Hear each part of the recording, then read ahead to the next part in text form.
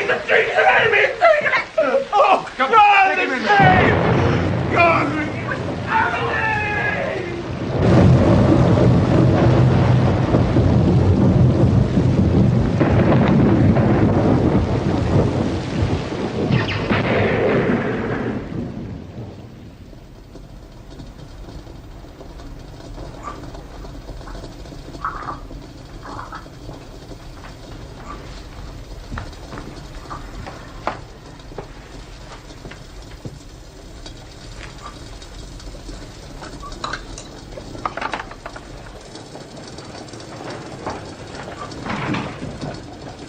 Holmes?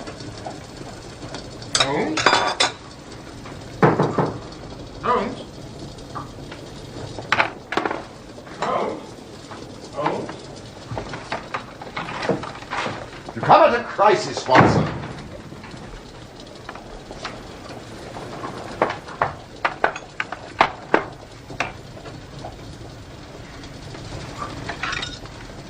Help yourself to tobacco from the Persian slipper. I shall be at your service in an instant.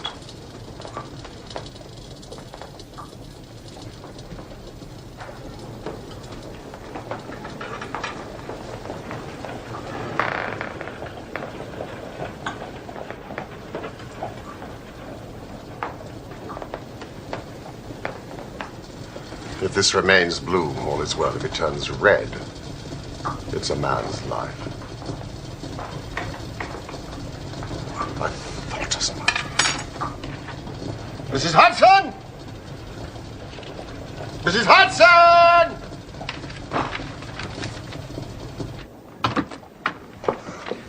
Would you find Billy, please, and tell him to dispatch these telegrams without delay?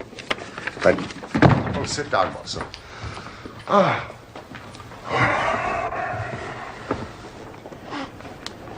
A commonplace little murder. You have something more interesting, I fancy. You are the stormy petrel of crime, Watson. What is it?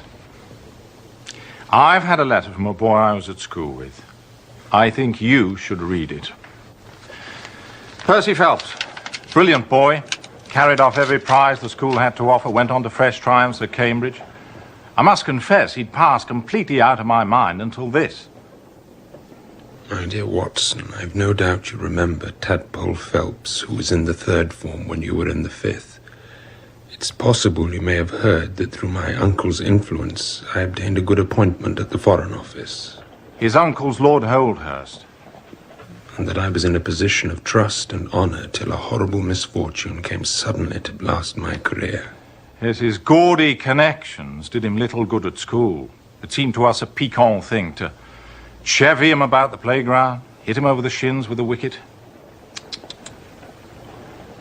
Do you think you could bring your friend Mr. Holmes down to see me? It doesn't tell us much. Yeah, hardly anything. But the writing is of interest. It is a woman's. No, a man's, surely. No, a woman's. You know, at the commencement of a case, it is always something to know that a client is in close contact with someone who, for good or evil, has an exceptional nature. You're interested. Indeed. Well, if you are ready, let us start for Braybury House, Woking at once. Well, my practice... Oh. Well, I mean, if your cases are more interesting than mine... I was going to say my practice would do very well for a day or two. It's the slackest time of the year. Excellent. Then let us visit this diplomatist who is in such evil case, and the lady to whom he dictates his letters. Mrs. Hudson! Hot water!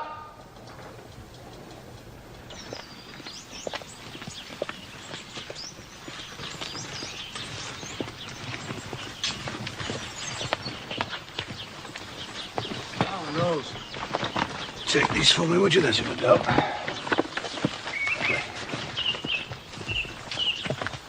Mr. Sherlock Holmes. And this is my colleague and friend, Dr. Watson. Dr. Watson, I'm so glad you've come. Percy's been inquiring after you all morning. Poor chap. I perceive that you yourself are not a member of the family. Of course. You see my J.H. monogram? No, for a moment I thought you'd done something clever. Joseph Harrison's my name. And since Percy is betrothed to my sister Annie, I shall at least be a relation by marriage. You'll find her in his room. She's been nursing him these past 2 months. Rose, the house.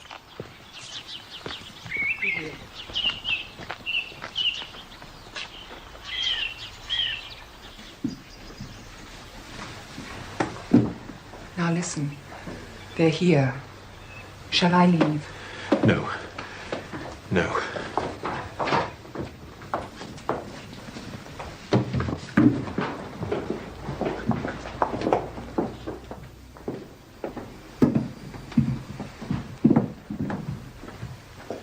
My dear Watson, I should never have known you under that moustache, and I dare say you wouldn't be prepared to swear to me. Not at all. Still the same dear old tadpole.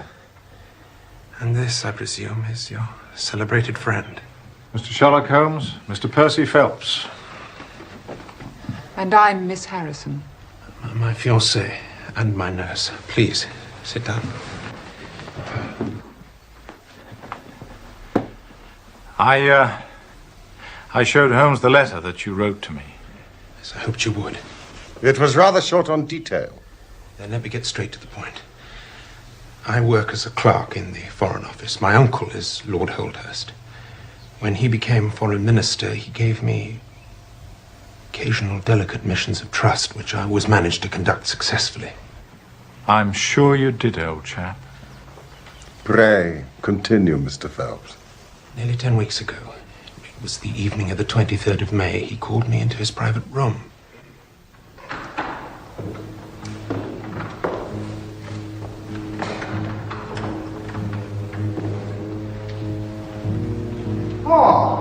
Percy, my dear boy. Good evening, sir. You've heard of the naval treaty that has just been drawn up between England and Italy? I've read rumors in the press, sir. Most regrettable.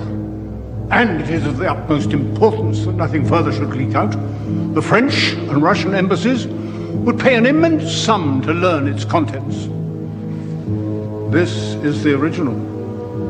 It should not leave my bureau. Were it not absolutely necessary to have it copied, take it straight to your office and lock it up. Now, remain behind when the others go, so that you can work at your leisure and without fear of being overlooked.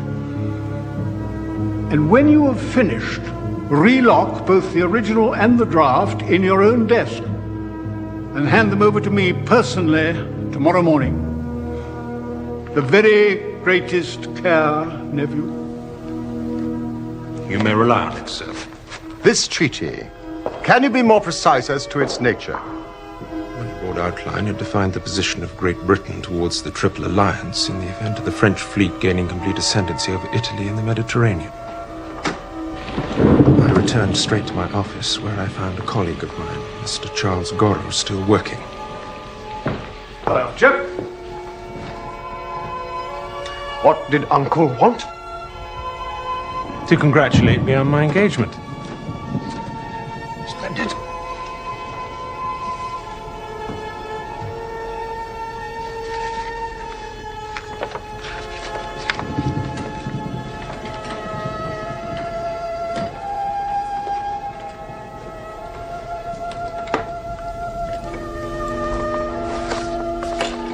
Nothing else? Some fishing dispute he wanted me to copy.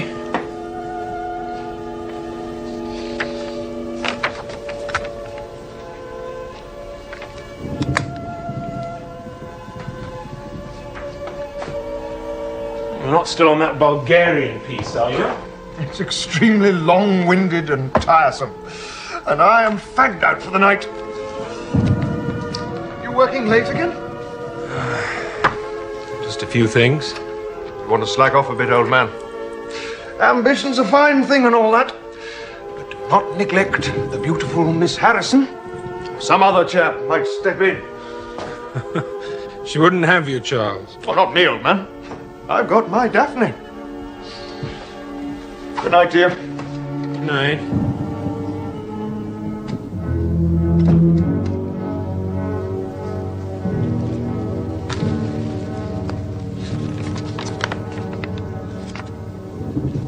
You made sure that he was gone before you started work. Quite sure. And I copied as fast as I could, for I knew that Joseph, my fiancée's brother... We met him in the garden. He was in town and was travelling back to Woking by the 11 o'clock train. I wanted to catch it if possible. But it was a long document. Written in French.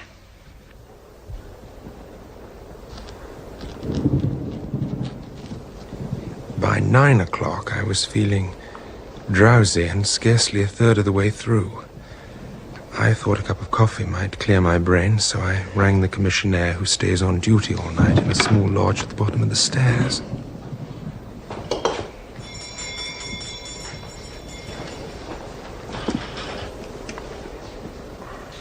To my surprise, it was a woman who answered the summons. I'm sorry, I was ringing for Mr. Tangi. I'm his wife, sir. I do the char work in this building. Ah. Well, I was wondering if you might bring me a cup of coffee. I'll go and ask him, sir. This woman. You've never noticed her in the building before? Never. The coffee was some time coming. So I went down to investigate. Leaving the room unguarded? Yes.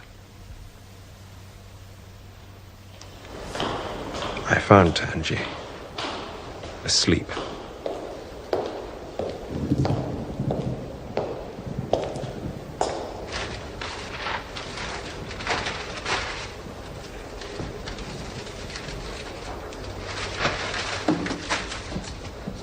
Mr. Phelps, sir.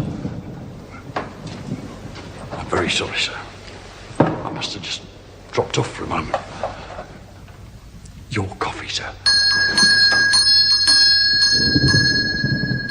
Well, if you're here, sir, who's ringing the bell? Bell? What bell is it? Well, it's the bell in the room in which you're working, sir.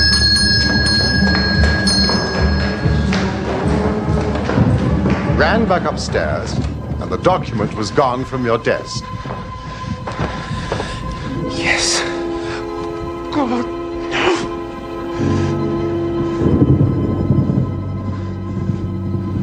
You passed no one in the corridor. No one. There was no one. In the room, in the corridor. All seemed exactly as I'd left it. Percy has drawn a rough chart of the building, Mr. Holmes, which he thought might be of use. Yes, that's the utmost importance, Mr. Holmes. Yes, I think I quite follow it. On your discovery of the theft, what did you do then? Well, I recognized in an instant the thief must have come up through the side door. This one here. Yes, of course, well, you'd have met him if he'd come the other way. And you are satisfied that he could not have been concealed in the room or in the corridor? Absolutely impossible. All the other doors were locked. Strict Foreign Office regulations. There was no cover at all. A rat couldn't have concealed himself there. Tangi and I both rushed out down the stairs that lead into Charles Street. Mr. Phelps! The door at the bottom was closed, but unlocked. It was dark. Raining. There was no one. But I distinctly remember the 3/4 of Big Ben. 10:15. That is of enormous importance. They came out here. You see, Holmes? On the corner, we found a policeman, but he'd seen no one leave the building in the last quarter of an hour except for the commissionnaire's wife. So we ran through to Whitehall. It was full of traffic, people coming and going, all only too eager to find a place of shelter on so wet a night. No lounger to tell you who'd passed? None. Had it been raining all evening? Since about 7. Oh, this chain of events is certainly of extraordinary interest. And so you returned to the office? Examined it, I presume, to see if the intruder had left any traces. Muddy footmarks, any cigar end, or dropped glove, hairpin? There was nothing. Except the tangible fact that the commissionaire's wife had run out of the building not 10 minutes earlier. What did you do next, Mr. Phelps?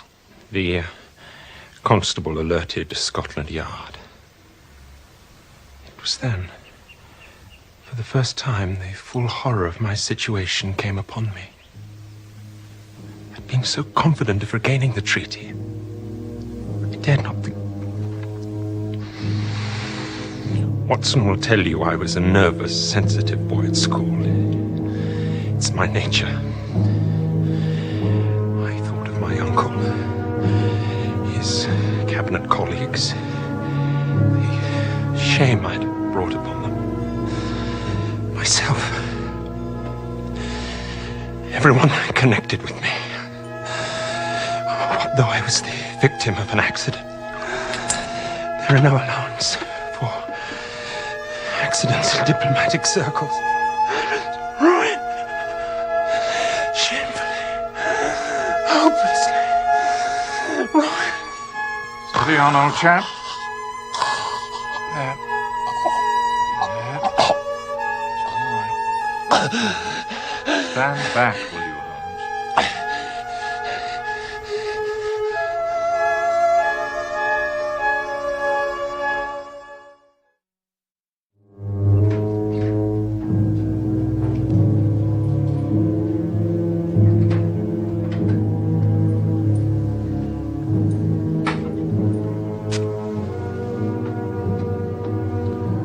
Investigation concluded?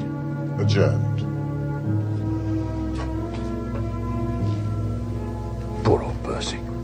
Terrible strain, all this. Career in the balance. It seems not to have affected your sister's devotion. How long has she known Mr. Phelps? Well, they met in Northumberland in the winter. Percy was travelling on government business in our part of the world. It was love at first sight. Do your people approve of the match? Indeed, Mr. Holmes. Especially when they learnt of Percy's connection with Lord Holdhurst.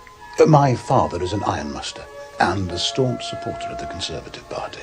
She came down here to meet Percy's people, and you came as escort. That's right. Just before they left for America.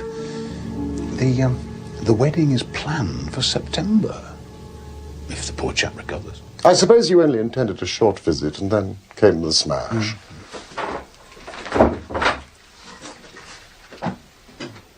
May I ask you what your occupation is that allows you to while away the summer in working? As the eldest son, Mr. Holmes, I have expectations of inheriting my father's business. I also dabble in stocks and shares, which grants me a certain independence.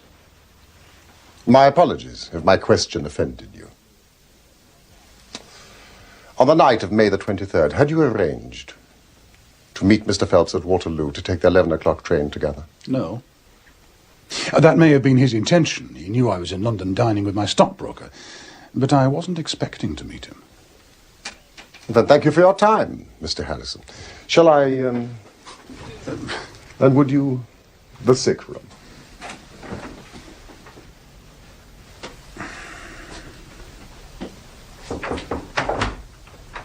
Mr. Holmes, I do apologize. I feel calmer now thanks to Watson's ministration. Gently with him, Holmes. Mr. Phelps, that is just the matter of the commissionaire's wife. Yes, of course. As I remember, shortly after our return to my office, Inspector Forbes of the Yard arrived to take up the case with considerable energy. We hired a hansom, and within half an hour we were at the Tangys' home in Brixton. The door was opened by his eldest daughter. What you want? Is your mother at home? Not yet. She does a night job, cleaning. Well, wait for her, if you don't mind. In here. You get back in here now, go on, and shut the door. After about 10 minutes, we heard the front door. And here we made one serious mistake for which I blame myself. Yeah, Mum, there's two men in the parlour wants to talk to you.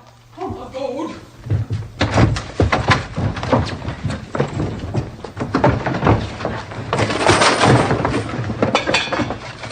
All right. If it's That isn't Mr. Phelps of the office. Come. Who do you think we were when you ran away from us? I thought you was the bailiffs. We've had some trouble with a tradesman.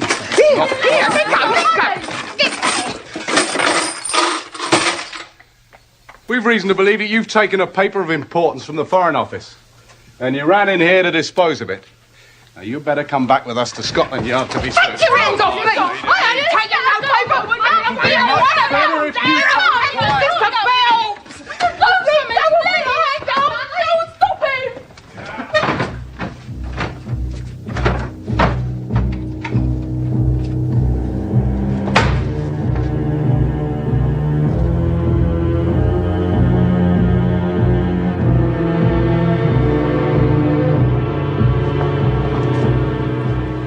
Made a full examination of the kitchen? Yes. There was no sign of the documents. A four-wheeler was brought and we all three drove back in it to Scotland Yard. I waited in an agony of suspense until the female searcher came back with her report. They found nothing. After that, I have no clear recollection. I believe a police officer drove me to Waterloo, where, by the merest good fortune, I met Dr. Ferrier, who lives near us and was travelling down by the next train. The train you caught now would have been? The 11:40, I think. Dr. Ferrier most kindly took charge of me. Just as well he did, for I had a fit in the station, and before we reached home I was practically a raving lunatic. Your brother had already returned? Yes. I was surprised, but not unduly worried that he was alone. Percy often worked late, and I knew there was another train. So I went to bed. And sometime after midnight? I was woken by the most fearful commotion in the hall. Yes, come on, bring him in here! Oh, God, Your brother was sleeping down here in this room? Yes. My family were taking advantage of their trip to America to have several of the upstairs bedrooms redecorated. It was evident that poor Percy was in for a long illness. So Joseph was bundled up to my room, and this was turned into a sick room. For me.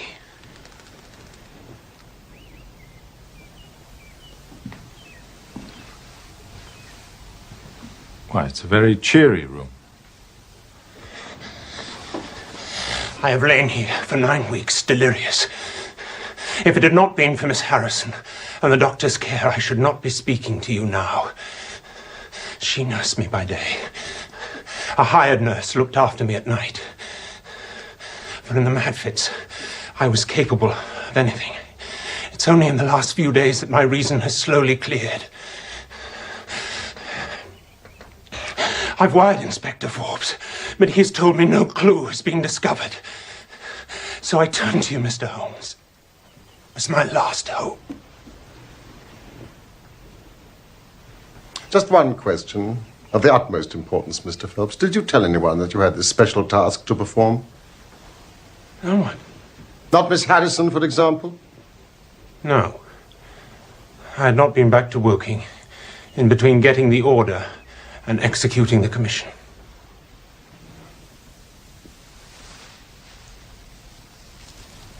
What a lovely thing. A roses. There is nothing in which deduction is so necessary as in religion. It can be built up as an exact science by the reasoner. Our highest assurance of the goodness of Providence seems to me to rest in the flowers. It is only goodness which gives extras. And so I say again, we have much to hope from the flowers.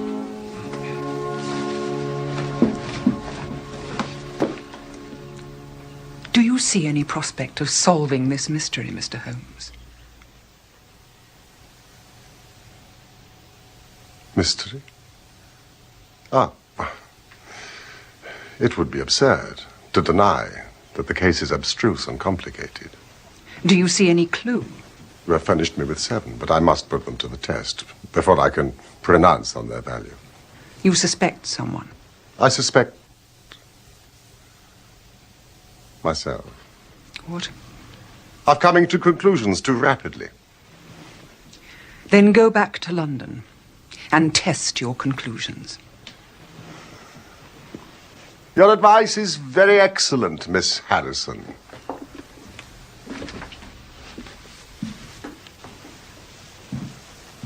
Mr. Phelps, do not indulge yourself in false hopes. The affair is a very tangled one, and I am not a magician. Hey! Little varmint. What do you think of Miss Harrison? A good sort, or I'm mistaken. I thought you were rather terse with her. Was I? She was only protecting her loved one. A little overprotective, perhaps. Surely you don't believe that she had anything to do with it? The most difficult crime to track down, Watson, is the one which is purposeless. Now, this is not purposeless. But who is it that profits by it? Well, there's the French ambassador, the Russian, and whoever might sell it to either of those. And Lord Holdhurst. Well, it is not inconceivable that a statesman might find himself in a position where he was not sorry to see such a document accidentally destroyed. Not a statesman with the honourable record of Lord Holdhurst. George, the Foreign Office. Charles Street entrance. George, I want you to do something for me. Find the cab which dropped a fare there just after 9:30 on the evening of May the 23rd.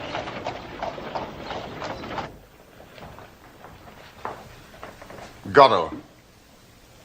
A French name. Huguenot, actually. But I'm as English in sympathy as you are, Mr. Holmes. Am I under some sort of cloud because of my name? Oh, no. Holmes has a French grandmother.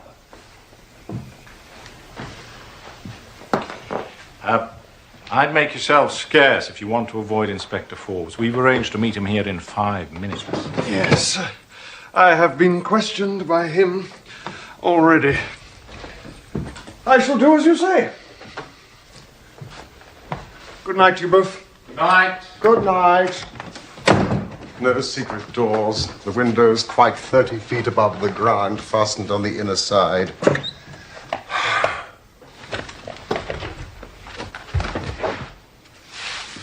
The carpet prevents any possibility of a trap door.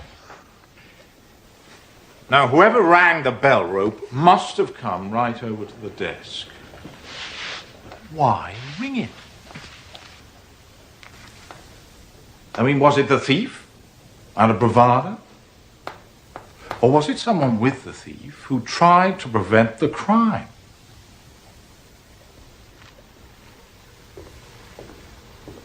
Or was it?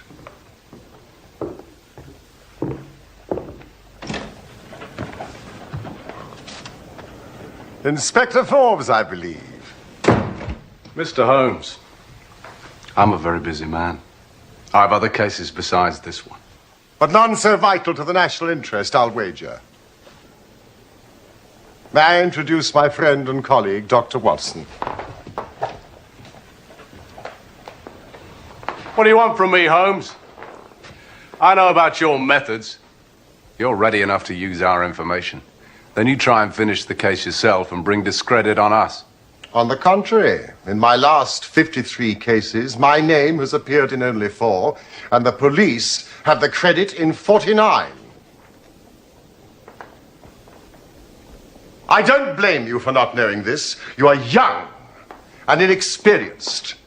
But if you wish to get on in your duties, you will work with me and not against me. Now then, what steps have you taken? Tangi, the commissionaire, we've cleared. He left the guards with a good character. His wife's a bad lot, though. She drinks. What about the clerk? Godot. He's been shadowed all these 9 weeks. We can show nothing against him. Have you formed any theory about how this bell rang? No. I must confess that beats me. It was a cool hand, whoever it was. Go and give the alarm like that. Yes, it was a very queer thing to do. Well, many thanks, Inspector, and if I can put this thief in your hands, you shall hear from me. Come along, Watson. May I ask where you're going now? to interview Lord Holdhurst, the cabinet minister and very possibly the next Premier of England. Good evening, Inspector. I can't pretend, Mr. Holmes, that I'm ignorant of the reason for your visit. But in whose interests are you acting, may I ask? In the part of Mr. Percy Phelps. Ah, my unfortunate nephew. You can understand that our kinship makes it the more impossible for me to screen him in any way. Yes, but if the document is found, Lord Holdhurst... That, of course, would be different.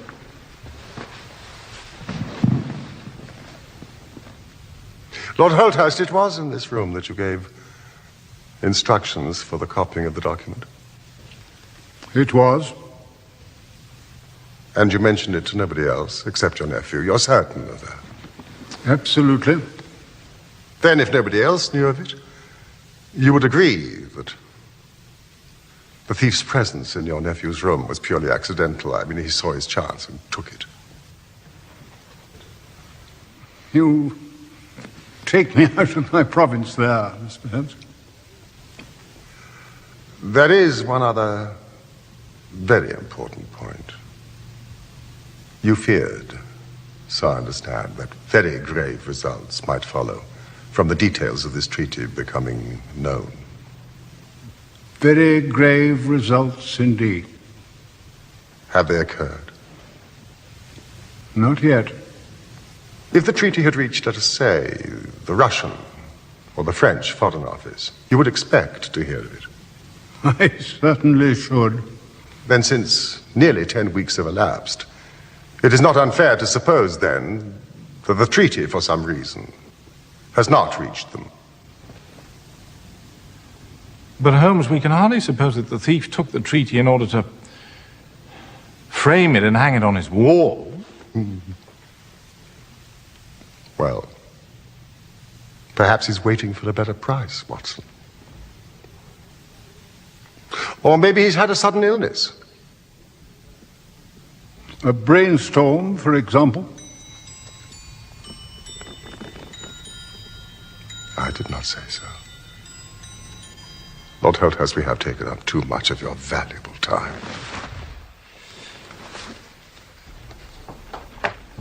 Fine fellow.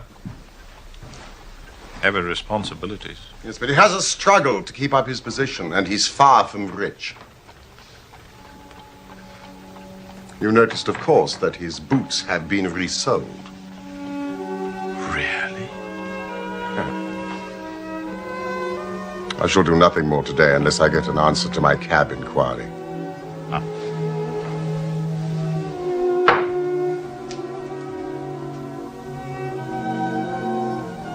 All right.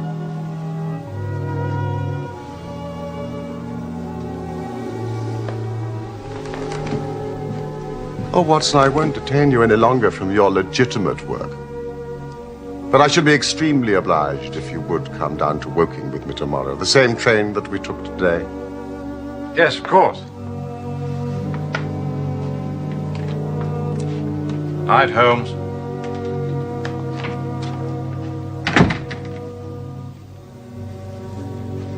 No. Tonight I shall sleep my own sleep. And alone. But Percy... Mr. Holmes has imbued me with fresh hope, and I feel I'm on the mend. We have an appointment in church in September, my love, and I mean to keep it.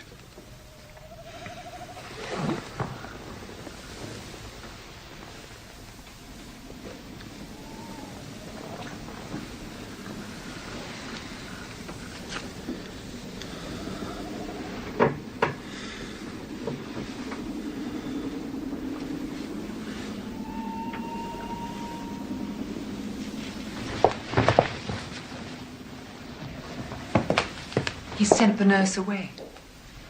At last. He puts too much faith in the great detective.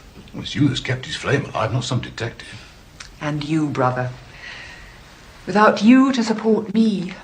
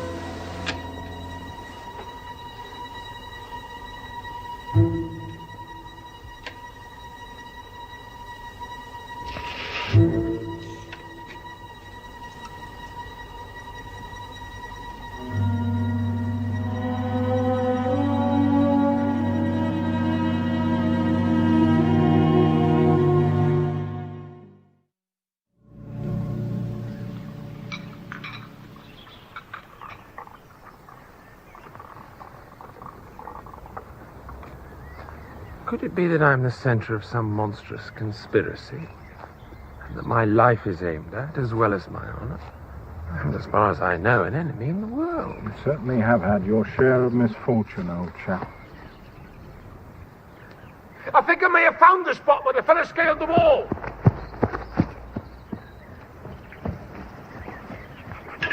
It's towards the road.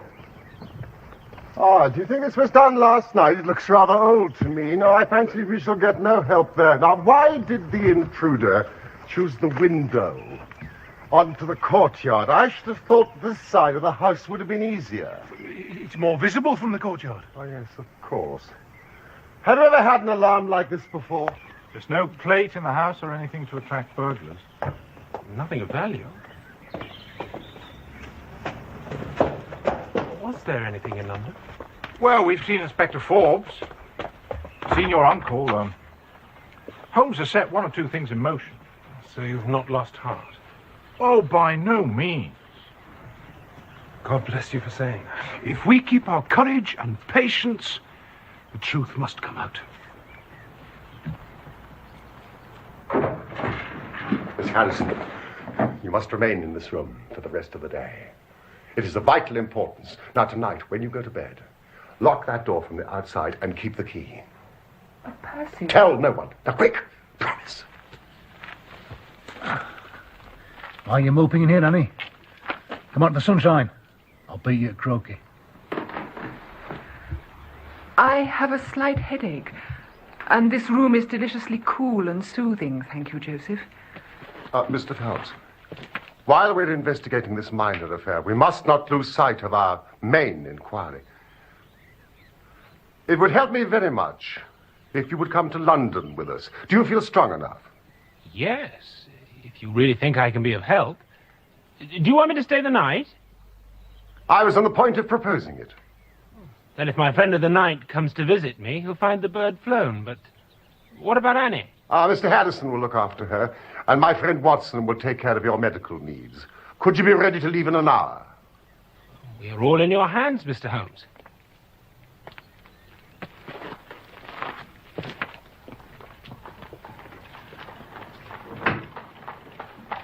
There are one or two points I wish to clear up, and your absence, Mr. Phelps, will rather assist me. Watson, when you reach London, drive our friend straight to Baker Street and remain with him until I see you again. Now, gentlemen, I shall leave you. What about our investigation in London? I hope to be in London in time for breakfast. He really is the most inscrutable fellow, Watson.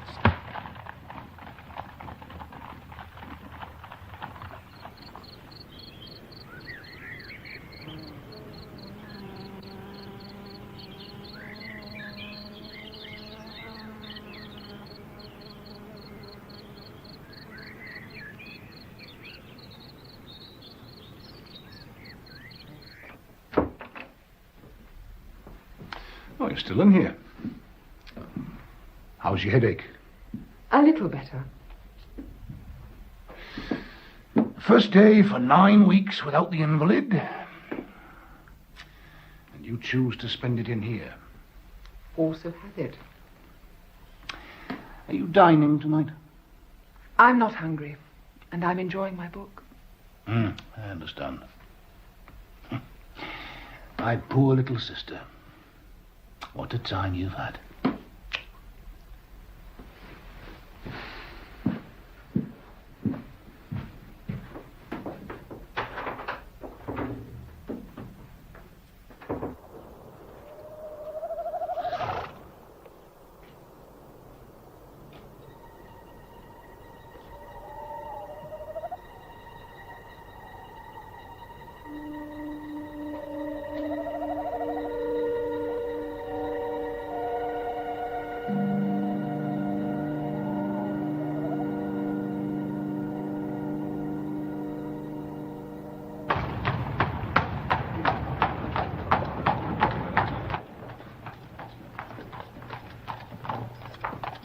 That'll be Mr. Holmes returning now, sir. Thank you, Horace.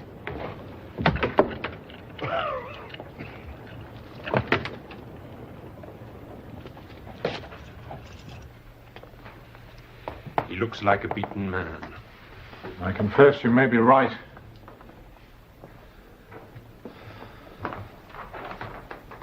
I hope for so much.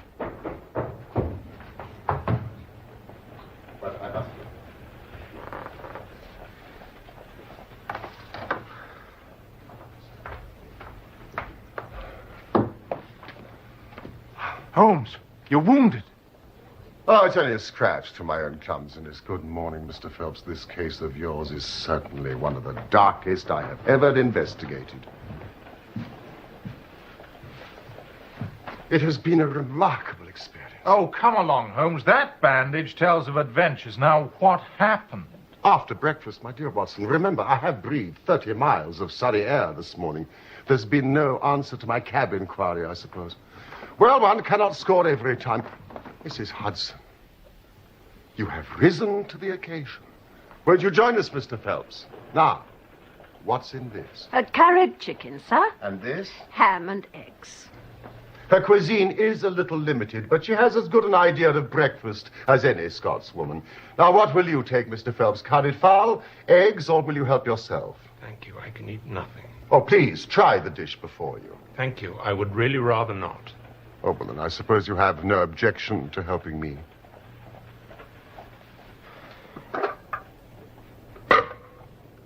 Oh.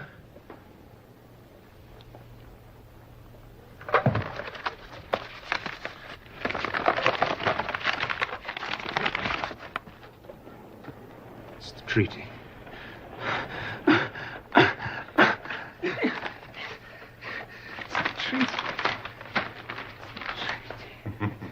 My God, it's the treaty!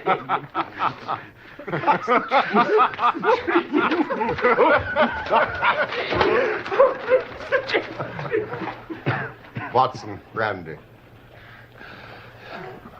Ah, there. It really was too bad of me to spring it on you like that. But Watson here will tell you that I never can resist a touch of the dramatic. God bless you for saving my honor. Thank you, Mrs. Hudson. Oh, thank you for your many considerations. A Scotswoman's breakfast, indeed. A silly bit of paper. Please, tell me how you got it. Where it was. After I left you, I settled myself into the English countryside and spent a charming afternoon. I remained there until dusk. And then I returned to your house. I clambered over the wall and made my way through the undergrowth until I reached the stables just opposite your bedroom window. The blind in your window had not yet been drawn, and I could see Miss Harrison reading a book by the light from a lamp. It was about 10:15 when she closed the book, moved across the room, carrying the lamp with her. But I felt quite sure that she had turned the key in the lock. Key? The instructions I gave her, which she carried out to the letter. Mr. Phelps, she is a lady of rare character. Without her cooperation, you would not have that paper in your hand now. It was a weary vigil. But it had the sort of excitement a sportsman feels when he lies before the watercourse and waits for the big game.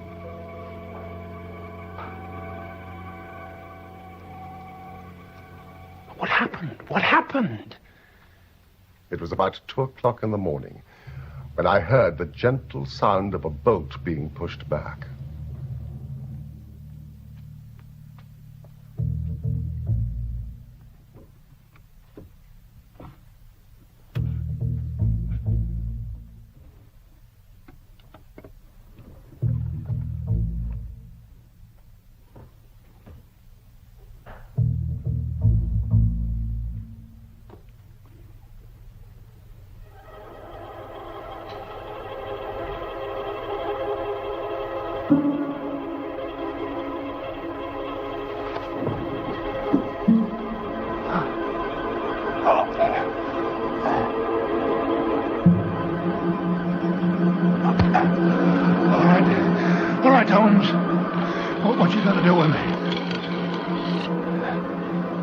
I've got what I want. Now, run for it.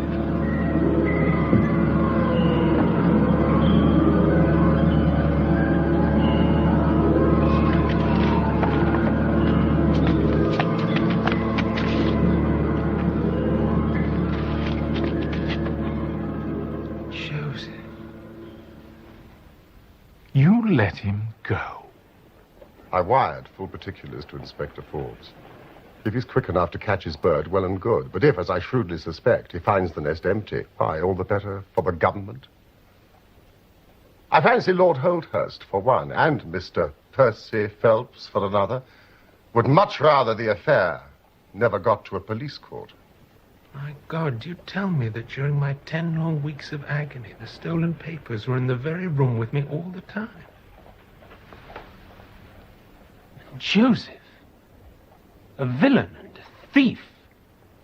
From what I gather, he had lost heavily dabbling in stocks and concealed the fact from his father, a man of strictly conservative habits. Yes, but his own sister's happiness and your reputation, your health. He knew that you often worked late, and he was in town having dinner with his stockbroker, as he told me. But he was free by 9:30, and called by your office, entering through the side door. Percy!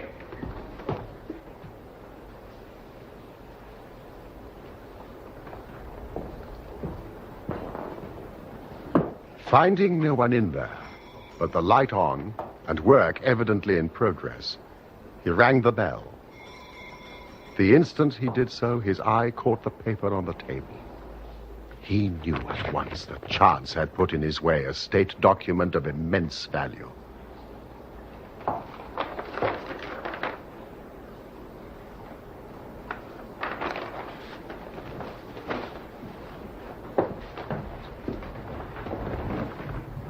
Returned alone to Woking and concealed it in what he thought was a very safe place, intending to remove it in a day or two and take it to the French embassy or wherever he thought a long price was to be had.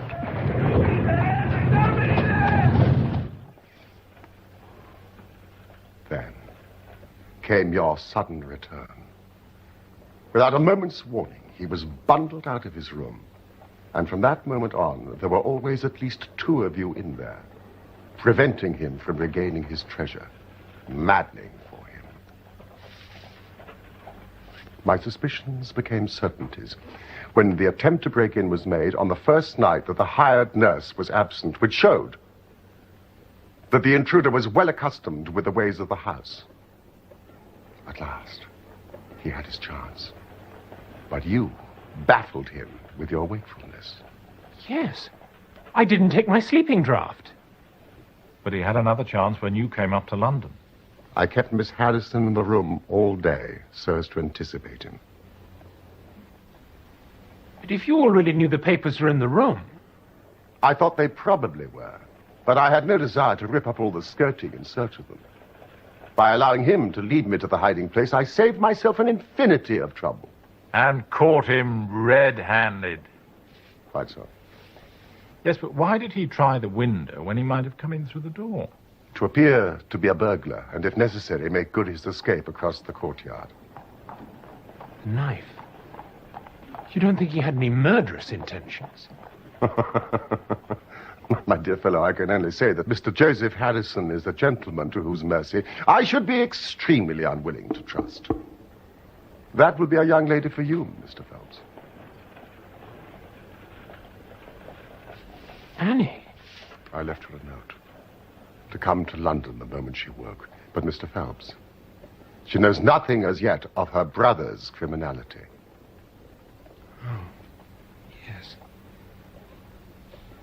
My dear Holmes, I can't thank you enough. I shall go down at once and explain everything. Percy, goodbye, and good luck.